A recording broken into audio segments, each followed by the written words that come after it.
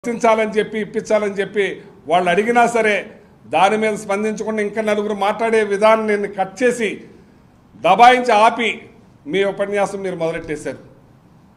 ఇవాళ జగన్మోహన్ రెడ్డి గారు మరి ఆయన ఎప్పుడు వస్తే అప్పుడు జన సముద్రం, జనలోకం, జనంతో మనిషిగా మమేకమై ఉండేవారు ఆయన. మరి ఇవాళ మీరు చూసాం, మరి నిన్న వచ్చారు మీరు, ఎంత దారుణంగా ఉంది మీరు మాట్లాడుతున్నారు. ఇవాళ ఆ అమ్మాయి ఆ పరిస్థితి అడగకుండా ఉండాలంటే జగన్మోహన్ రెడ్డి గారు 17 హాస్పిటల్స్ జిల్లా కోటి చెప్పని కట్టారు. 5 కంప్లీట్ అయినాయి, ఇంకా 12 రన్నింగ్లో ఉన్నాయి కంప్లీట్ చేయడానికి. దాని మీద శ్రద్ధ చూపించండి. ఏదైతే 750 మెడికల్ సీట్లు వచ్చినాయో అది వెనక్కి రాశారు. ఎవరన్నా రాస్తారా? మీరు రాసేశారు.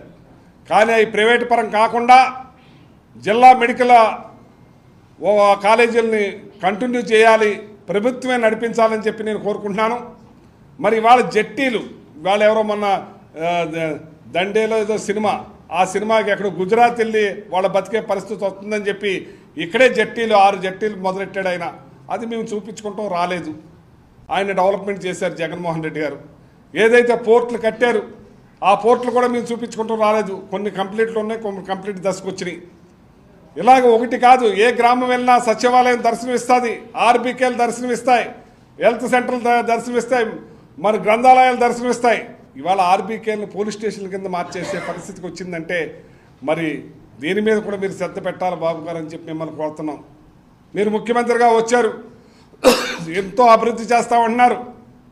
కానీ 9 నెలల్లోనే ఏ దాంట్లో అయితే 1,50,000 కోట్ల రూపాయలు అప్పు చేశారు. అప్పుడే ఏం చేశారో తెలియదు. జగన్మోహన్ రెడ్డి గారు ఇస్తున్న పథకాలను కొనసాగించలేదు, మీరు ఇస్తానన్న సూపర్ 6 కొనసాగలేదు. ఇవాళ రైతుల పరిస్థితి దారుణాతి దారుణంగా ఉంది. మరి మా టైంలో మేము రైతుల్ని ఎన్ని రకాలుగా ఆదుకున్నామో మేము మీకు ఇవాళ మీరు చూడండి. ఇది 2014 నుంచి 2019 వరకు మీరు 17,94,000 మంది రైతుల వద్ద నుండి 2,65,00,000 మెట్రిక్ టన్నుల ధాన్యం కొంటే మరి 40,236 కోట్లు చెల్లించగా మీరు మరి అదే మా ప్రభుత్వం 2019-2024 37,70,000 మంది రైతుల నుంచి, అంటే డబల్. మీరు 17,94,000 రైతులు, మేము 37,70,000 మంది రైతుల దగ్గర నుంచి మేము డబల్, మీ మీద కన్నా డబల్, అరెకరం ఉన్న రైతు దగ్గర కూడా ధాన్యం కొనుగోలు చేసి 3,40,25,000 మెట్రిక్ టన్నుల ధాన్యం కొన్నాం.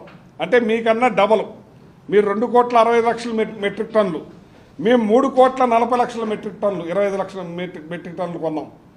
ఇవన్నీ చేశాం, మేము పెద్ద ఎత్తున చేసి చెల్లింపులు ప్రభుత్వం విషయంలో బ్యాంకు నుంచి ప్రతి రోజు కూడా అకౌంట్లో డబ్బులు పడేలాగా మేము వాళ్ళకి చేసాం, సహాయం చేసాం. అలాగే కందిపప్పు ఇచ్చాం, రాగి పిండి ఇచ్చాం, గోధుమ పిండి ఇచ్చాం. అన్ని రకాలుగా కూడా మేము హెల్ప్ చేసాం, పెద్ద ఎత్తున ఆదుకున్నాం. ఇవాళ మీరు కందిపప్పు లేదు, గోధుమ పిండి లేదు, మరి రాగి పిండి లేదు, ఏమీ లేదు. ఇవంటి అన్నీ కూడా మేము ఎన్నో పెద్ద ఎత్తున చేసి రైతులను ఆదుకున్నాం.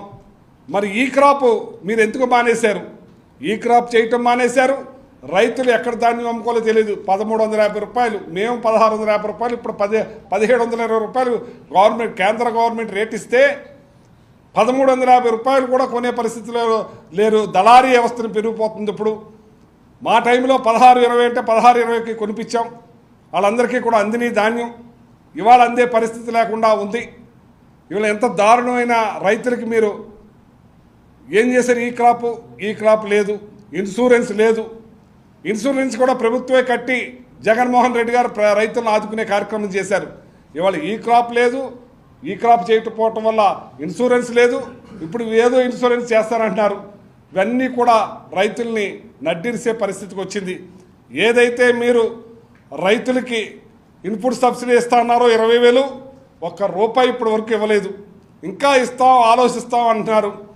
మరి మీరు 45 ఏళ్ళ ఇండస్ట్రీ, జగన్మోహన్ రెడ్డి గారు తొలిసారిగా ముఖ్యమంత్రి అయ్యారు. మీకు దగ్గర 10,000-15,000 కోట్ల రూపాయలతోటి మీకు ఖజానా అప్పచెప్పారు. మీరు జగన్మోహన్ రెడ్డి గారు ఖజానా అప్పచెప్పినప్పుడు 100 కోట్లే. కరోనా 2 సంవత్సరాలు కరోనాతోటి అయినా ఈ రాష్ట్రాన్ని ఆయన చెప్పినవి కూడా కరోనా టైంలో కూడా ఆపకుండా ప్రతి పథకం కూడా కొనసాగించే కార్యక్రమం చేశారు. ఇవాళ అటువంటి పరిస్థితి లేకపోయినా మీరు ఎందుకు ఇవాళ చేయలేకపోతున్నారని చెప్పి నేను అడుగుతున్నాను. మీరు ఈ సూపర్ 6 వదిలేసి జగన్మోహన్ రెడ్డి గారు కొనసాగించిన పథకాలు కూడా మీరు కొనసాగిస్తా లేదంటే ఏంటని మిమ్మల్ని అడుగుతా ఉన్నాను నేను. ఇవాళ ప్రజలు అల్లాడిపోతున్నారు, బాధలు పడుతున్నారు, ఎంత ఇబ్బంది పడుతున్నారో గ్రామాల్లో చూస్తుంటే. ఇవాళ మీరు ఫీజు రియంబర్స్మెంట్ ఉంది, మరి అమ్మఒడి ఉంది, మరి నీకు 15 నీకు 15 నీకు 15 అన్నారు, అమ్మ నీకు 18 నీకు 18 నీకు 18 అన్నారు. ఇవాళ ఈ 15 లేదు, 18 లేదు. ఇవాళ ఆ రోజున ఎన్నో మాటలు అన్నారు, ఈ రాష్ట్రం శ్రీలంక అయిపోతుంది.